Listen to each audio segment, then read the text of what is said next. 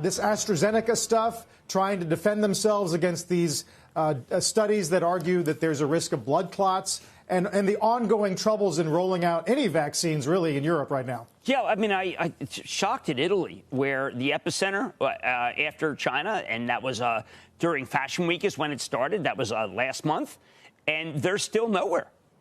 Versus, say, Israel, where you're getting some very positive data, shows you what can happen if people roll up their sleeves.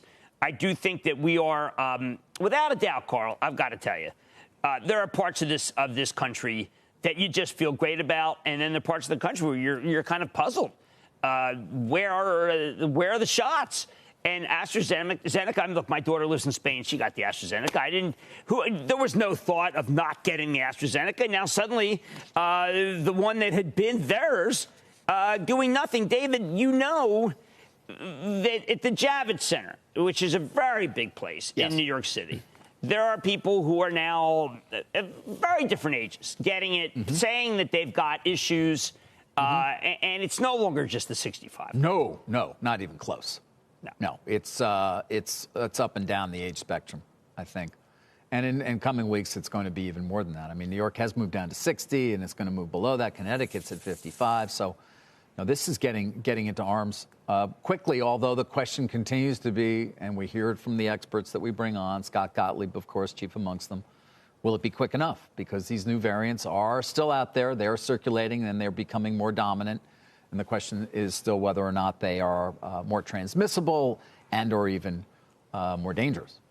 Yeah, I mean, on another network, 60 Minutes, my personal doctor, Dr. Lepuc, was on looking at the different variants. And all I could say was, I mean, that Moderna, that wasn't it?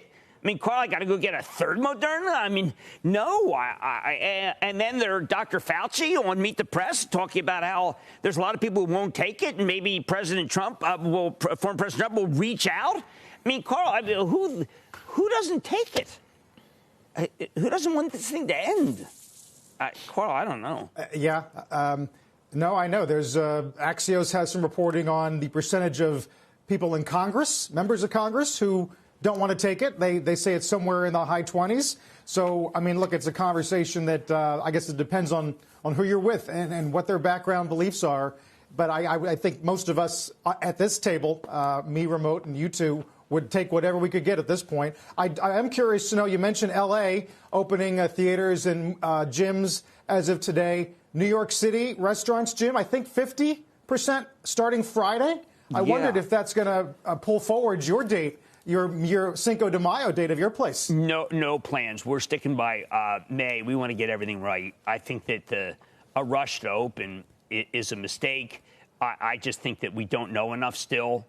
We don't know enough about viral load. We don't know enough about what the real number should be at a bar.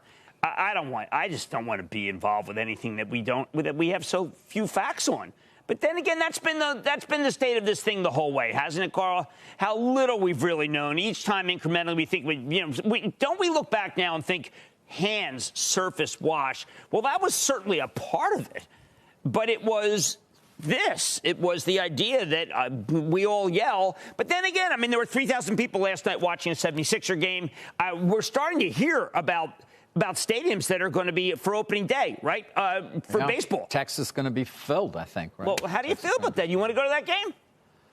Well, outside. You don't care about Texas. Are you going to have all your servers wear masks? I mean, from now till whenever? You yes. think your waiters and bartenders will be wearing masks?